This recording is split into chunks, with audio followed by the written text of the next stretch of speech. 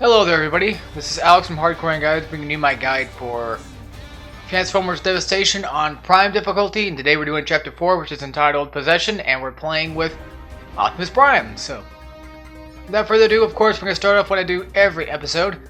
Show off the tech that I have to make sure you guys can trust me enough. Because, you know, some people probably won't. The weapons I switched out were, of course, S-rank weapons. And I have a couple machine guns that I like to use. Well, I think they're like dual blasters or whatever. But yeah, they're what was it? Starscream's null ray and some not really axe kind of thing, but not really. It's another pair of fists, but they're not exactly the grease knuckles. It's kind of like with the swords. Like sometimes you can have a sword, or like dual swords, and sometimes it could be like, you know, a wrench, stuff like that. So it's mostly cosmetic, if anything, but, you know, I still count it. So this first part, we have to deal with one Seeker. He's not really that hard to deal with, of course, it's just one Seeker by himself. This chapter is profoundly difficult in terms of, well, just the amount of, like, bosses it's going to start throwing at us. This is not the most difficult of the chapters, but it's definitely one of those up there, I think. And as soon as we take out that first gray looking Seeker, we have 3 more Seekers that decided to go and spawn in. I think that there's only one gray one. Well, actually, I think they're all gray. Yeah. To me, it looks like they're, well, either they're purple or gray. I can't tell. But I like to call the, well, the ones that like to do more, you know, they're more melee efficient with dual swords. I like to call them gray Seekers, because there's really no other name besides Seeker for them. And of course, just do what you always do to Seekers and just beat them down, you know, one at a time. You know, if you can get some of those stuns going, and of course, I like to do, I like to dodge into a shot, or I like to dodge and then hold on1 to, you know, start shooting their asses. So, another thing I find hard about this chapter is this whole entire bridge section can be a pain in the ass, because we're gonna have a lot of shield enemies. We have a lot of Seekers and a lot of these, well, tank ground soldiers. Now let me go ahead and put something out here. I actually never really tried this until now. But you know how, like, you know, there's some playing going on outside. Sorry if you guys can hear that. But whenever you dodge, you know how, like, I shot, you can hold square, you can hold triangle? Well, whenever you dodge, hold square. Don't do a vehicle attack because, you know, the enemies will parry you. Which, I mean, they sometimes parry. They don't always parry you, but, you know, most of the time. From what it seems like to me, that's what they've always been doing to me anyway, so. Now, when you dodge, just don't do vehicle attack and just try to do, you know, dodge and hold square as soon as you dodge. If you get the dodge on it, of course. Don't, you know, when you get focus time, I mean. Or when you know you're getting focus time. It doesn't really work on Seekers very well, but it definitely works on the ground soldiers because they cannot recover, you know, back from the ground. Well, when you knock them off the bridge and they fall in the water, they can't get out of the water. That's the thing. I think when Seekers fall in the water, I think that's when they can't get back up, but the game isn't really, it's not really efficient on whether or not it lets you know, hey, you know, the enemies fell in the water or not. So I honestly got pretty lucky right there. Sometimes, you know, if you're too quick for the game, sometimes the game will just say, hey, you get focus time because we didn't get to register it last time because you were too quick. Seekers, I just recommend just shooting them down, you know, letting them get pretty much on the bridge and start, you know, plowing them down that way. Most of the time, they're going to be flying around trying to shoot at you instead of trying to fight you on the ground, because these ones are purple, I think. And usually the purple ones like to just, you know, stay in the air and shoot you. How many sections of this bridge were there? I think there was like 4. I believe there was 4 sections of this bridge. It's not really, well, when I figured out, you know, hey, maybe I should start knocking them off the bridge, that's when things got a little bit easier. I didn't do that in my first Prime playthrough. I didn't do that until, like, now. Because I was one of those people that's like, I just want to get these guys killed and, you know, collect the stuff, you know, see what stuff I get to collect. I'm just one of those kinds of people who's like, I just want to finish what I started. But in Prime difficulty, for me, at least now, it's like, why not just knock them off the bridge, take care of them that way? Because, you know, tank ground soldiers on Prime are just not impossible, but man, are they just annoying. It's like fighting basically beloveds of Bayonetta. See, like I knocked that guy in the water. You can see that. That was pretty cool, though. I really like how they did that. But sometimes when you knock a seeker off the bridge, they'll come right back on. Okay, maybe there's more than 4. I don't know how many sections of the bridge there are that you have to jump over. There is one of those things that you have to shoot that can activate a puzzle. It's like somewhere right underneath the bridge. So if you're looking for those, well, there you go. There's one over here. Again, I still have not gotten on the collectibles. I did go back and get that Crimson Zeke I was talking about in Chapter 2. Yeah, you can tell I was trying to break that thing down, but it didn't work. Quick tip about the mines. If you don't have any ammo on you and you want to break mines, run up, not exactly right on them, but just run up to them when you're pretty close like this, and they'll start changing color like purple like that, and then they'll just blow up on their own. So that's pretty much what they're used for. They're pretty much mines. Yeah, it's right underneath. It's like right underneath this section. You can see it. If you go back in the video, you can see it.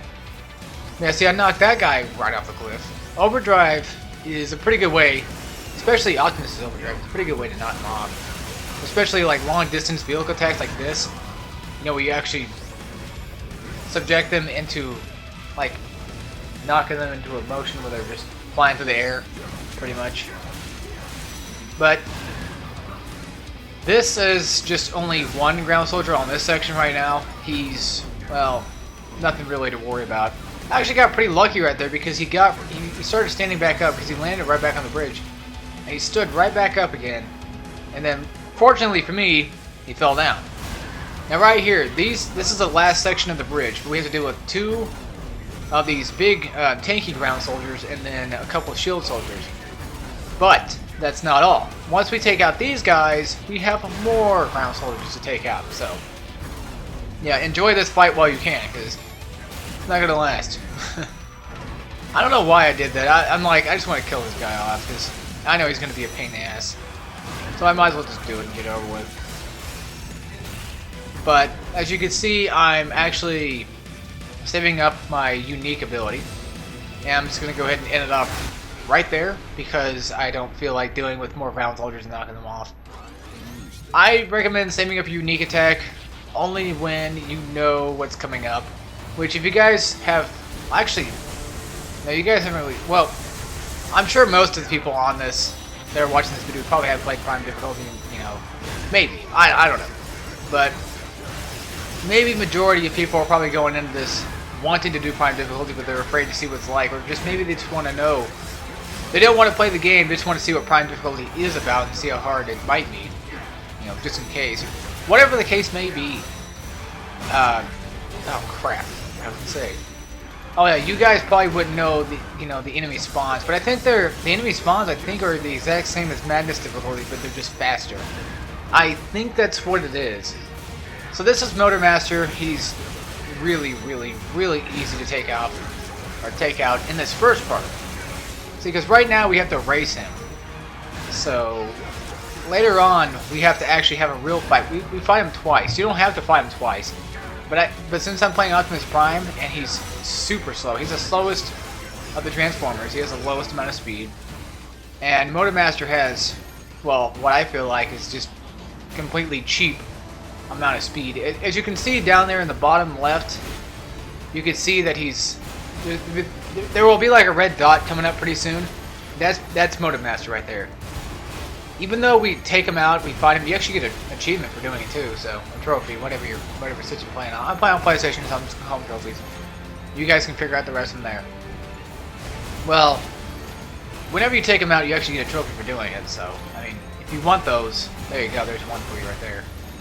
Go ahead and skip all those caches because slowing yourself down is not a good idea. Because once you slow yourself down, Motor Master's gonna catch right back up. And it's not a good sign. Now, what you could do is you could use a Lob Master to kind of stun him and just keep him, you know, way back there and what have you. But I just recommend just beating it down. That way you have more time on your.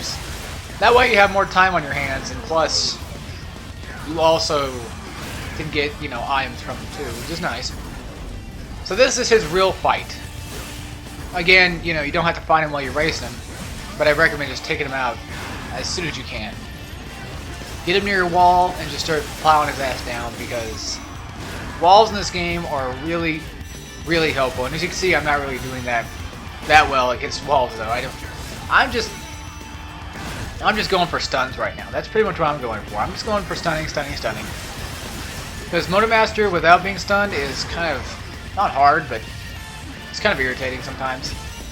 But of course, when you do dash attacks and stuff like that, or you do that triangle combo, you know, that hold down triangle combo, you can usually pretty much get him into like a frame lock. He's not blitzing though. He can't, you know, start fighting back whenever he feels like it. Yeah, he's almost dead. Like, and look how quick it is to take him out once we, you know, he's just. To be honest, I feel like Motormaster might be the easiest boss in the entire game. I mean, that's including Starscream. Like, Starscream's easy, but I mean, this guy, I don't know really anything about him necessarily as like a character or whatever, but to me, he feels like in this game he's just extremely easy to kill because, you know, you stun. You know, he always throws these electric attacks at you, which you can just easily avoid.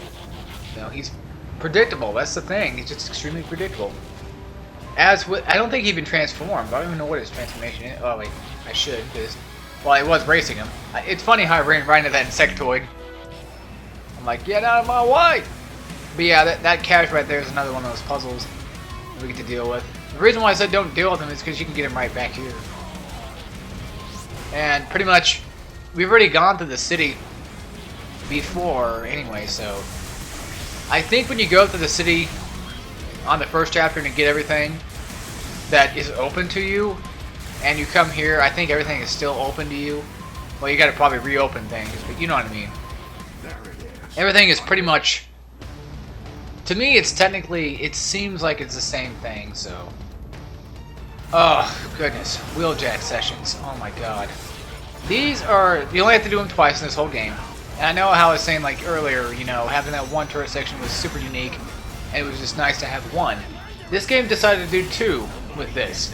And of course put them in challenges too, which is, nah, who cares. So, whenever Wheeljack gets to a certain point, to a certain threshold of his health, the camera will cut into him, or they'll pan into him and let you know that he's about to die. But, oh yeah, also don't be afraid to use your unique attack, because this session is just ridiculous with the amount of enemies you have to deal with. They're not really too hard, not until the next part when we have to protect Wheeljack. But right now, they're just, they can be annoying. Well, mainly the insectoids and the, well, yeah, insectoids, because bombshells are insectoids.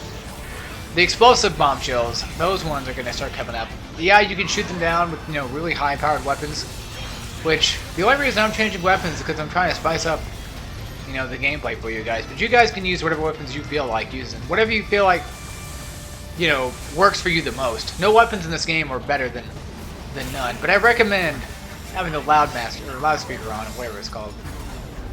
Get really close to Wheeljack too. Just stay near Wheeljack and just fight up any enemies that you see coming towards him, because his health will actually regain. So, regain. It will regenerate over time. It's not every wave. I used to think it was every wave it would regenerate, but as you can see right there, his health started regenerating.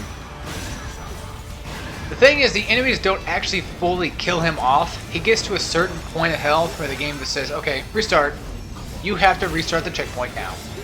It won't count as a death, I don't think, but you still have to restart the entire checkpoint. And, you know, I don't really want to do that. The Seekers are probably the most irritating because they keep flying around, but they don't really attack Wheeljack as much because they're too busy flying around. That's the thing, too, about the Seekers. And these are I think, the gray kind of Seekers. Well, from my color, it looks like they're gray.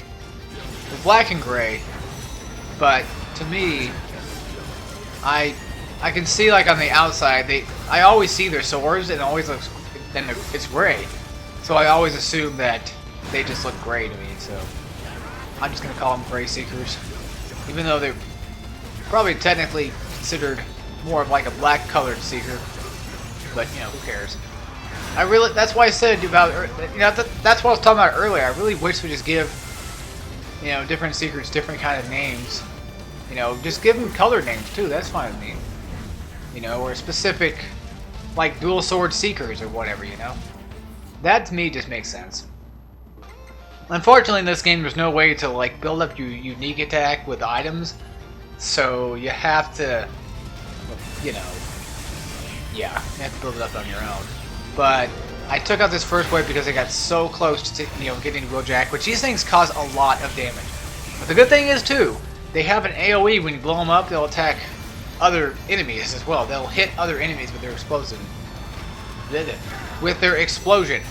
The radius is good enough to, hit multiple bomb shells and blow them up too, which is nice. So this is the last wave we have to deal with. There's only 2 tank ground soldiers, and of course I'm getting my ass whooped. But Wheeljack is safe and sound, so that's what I'm pretty much concerned about.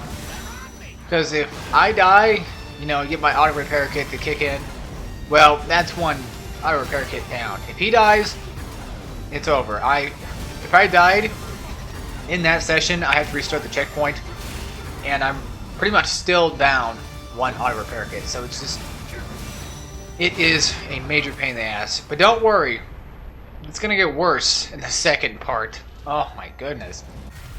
That's when there's 2. I will probably end up restarting that checkpoint multiple times. So this is actually my favorite of the.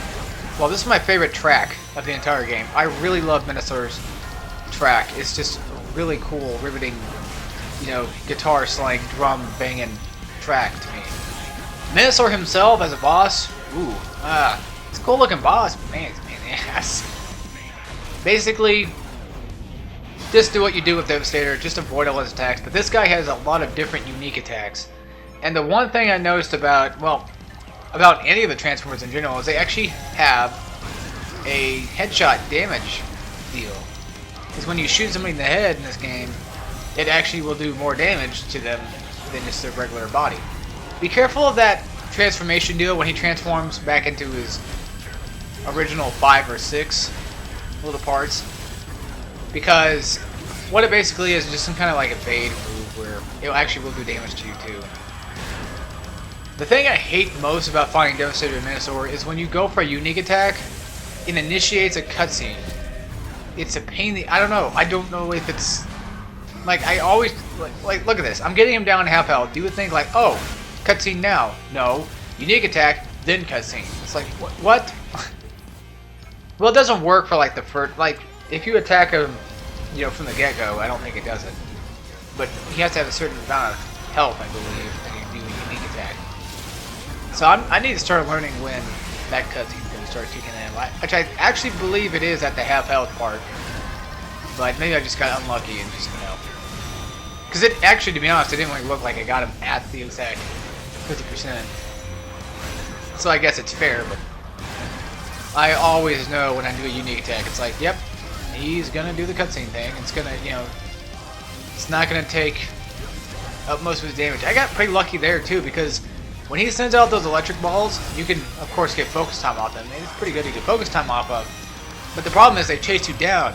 And since he was standing near a wall, he threw it into the wall and they exploded it anyway, so pretty much saved me the trouble. This tornado attack, just whenever you're inside the tornado, just try to, move the analog stick away from Minosaur. Just try to stay away from him. And of course, not to forget, obviously try to evade. Whenever you see him, shining purple, that's when you must start evading. As you can see, he started glowing red for a second there. That's because I got a headshot on him. Or I was hitting him in the head, which is kind of funny because he's like, oh, I'm just going to go ahead and cause this tornado to get you close to my head. That way you can probably do more damage to me. Minosaur logic, I guess. Or Transformer logic in general, maybe. Or just Platinum Game logic, who knows. But again, he's not really that hard. Devastator and Minosaur by themselves are not really that hard to fight. They're just big bosses. They're supposed to be intimidating, especially him, because he's more faster than Devastator, and he does a lot more damage, I think, than Devastator does. Or maybe Devastator does more damage. I don't know. Devastator might have more defense because he is built out of Constructibots. They have a lot of defense. This guy is just built out of a lot of different Transformers. They're probably more likely quick and agile. So, yeah, again, he's one of my, not really my favorite boss, per se, but he definitely has my favorite track. And I definitely recommend looking it up. If you can, look up Transformers OST, like Fight Theme 6. I think it's Fight Theme 6. And it should come up. It's a really cool track. It just really is. I love the rocket music in this game. But anyway, folks, that's the end of Minosaur, and that's the end of the chapter. And I will see you when we do Chapter 5, which I don't know the name of, but we'll get to the name when I get to that part. Chapter 5 is the shortest chapter in the whole game. After that, 6, and then 7. So anyway, take care, everybody.